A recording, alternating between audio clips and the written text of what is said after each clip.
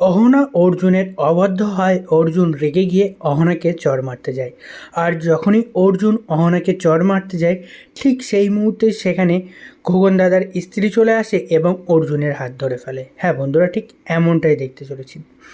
এপিসোডের শুরুতেই দেখা যায় যে সবাই মিলে পরের দিন সকালবেলা বাড়ির সামনেই মাটির মূর্তি বিক্রি করার জন্য স্টল লাগানো শুরু করে। এরপর সেখানে প্রতিবেশীর লোকজন সবাই চলে আসে। সবাই সেখানে স্টল দেখে তো অবাক হয়ে যায়। সকলে তাদেরকে জিজ্ঞাসা করতে থাকে যে তারা তো দোকানের জন্য মাল বানিয়েছিল, তাহলে হঠাৎ করে এভাবে এখানে কেন দোকান দিয়েছে? তখন অহনা বলে ওঠে যে আসলে না, আমরা যে দোকানে মালগুলো দিয়েছিলাম সেখানে নিয়ে যাওয়ার সময় মূর্তিগুলো ভেঙে গেছে, তাই জন্য সেই দোকানদার আর মূর্তিগুলো ভাঙেনি। তখন এই কথা শুনে প্রতিবেশীগুলো অবাক হয়ে যায়। তখন প্রতিবেশী কাকিমাদের মধ্যে একজন বলে ওঠে, তাহলে এই মূর্তিগুলো যে আমরা কিনে নিয়ে যাব সেইগুলো যে ভেঙে যাবে না, তার কি কোনো গ্যারান্টি আছে? তখনই অহনা বলে, তোমরা এসব নিয়ে অত চিন্তা করো না, তোমরা তো আমাদের বাড়ির পাশেতেই থাকো। এই মূর্তি যদি কখনো ভেঙে যায় তাহলে তুমি আমাদের বাড়িতে আসবে, আর আমরা সেই মূর্তিটা ফেরত নিয়ে তোমাদের টাকা তোমাদের ফেরত দিয়ে দেবো।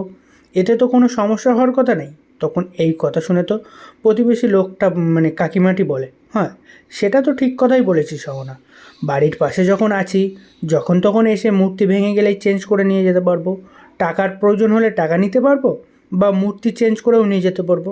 তখন দুর্গাদেবী বলে, হ্যাঁ সেটাই তো, তোমাদের কাছে তো অপশান আছে, তাই তোমরা বেশি সময় নষ্ট না করে, এখানে কয়েকটা মূর্তি আছে, বেশি তো বানাতে পারিনি অল্প সময়ের মধ্যে। আসলে আগের দিন মূর্তি ভেঙে যাওয়ার কারণ হলো মূর্তিটা ভালো করে আমরা শুকাতে পারিনি, তার জন্যই মূর্তিটা ভেঙে গেছে।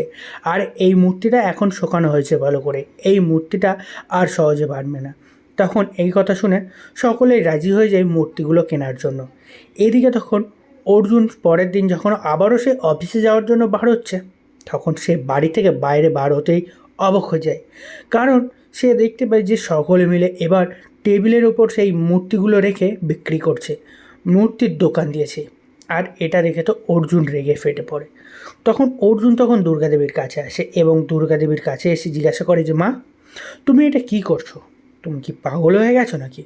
এখন তুমি এইভাবে ফুটপাতে বাড়ির সামনে বসে মূর্তিগুলো বিক্রি করবে? তুমি তো বলেছিলে এই কাজ বন্ধ করে দেবে। তখন দুর্গাদেবী বলে, কই, আমি তো তেমন কিছু বলিনি। আমি তো বলিনি যে দোকান দেবো না বা মূর্তি বানানো বন্ধ করে দেবো। আমি তো বলেছিলাম যে বাড়ির বউ যেটা করবে আমিও তাদেরকেই সেই কথাতেই সায় দেবো।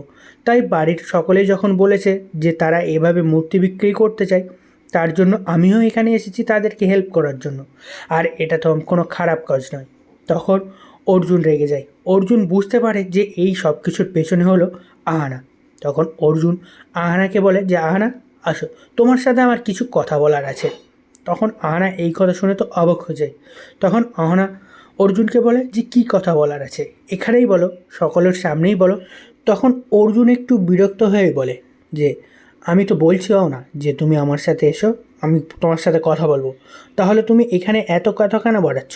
আর এমনিতেই আমার অফিসে যাওয়ার জন্য লেট হয়ে যাচ্ছে, তাই আমি তোমাকে যেটা বলছি তুমি সেটাই কথা বলো। তখন অহনা বাধ্য হয়ে অর্জুনের সাথে কথা বলার জন্য চলে যায়। এদিকে তখন বাকি বউগুলো নিজেদের মধ্যে আলোচনা করতে থাকে যে এভাবে অর্জুন দাদা যে এভাবে রেগেছিল, না জানি অহনাকে কি বলে বসে।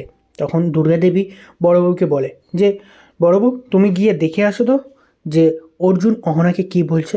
তখন দুর্গাদেবীর কথা মতো বড় বউ চলে যায় অহনার কাছে যে অর্জুন কি বলছে জানার জন্য।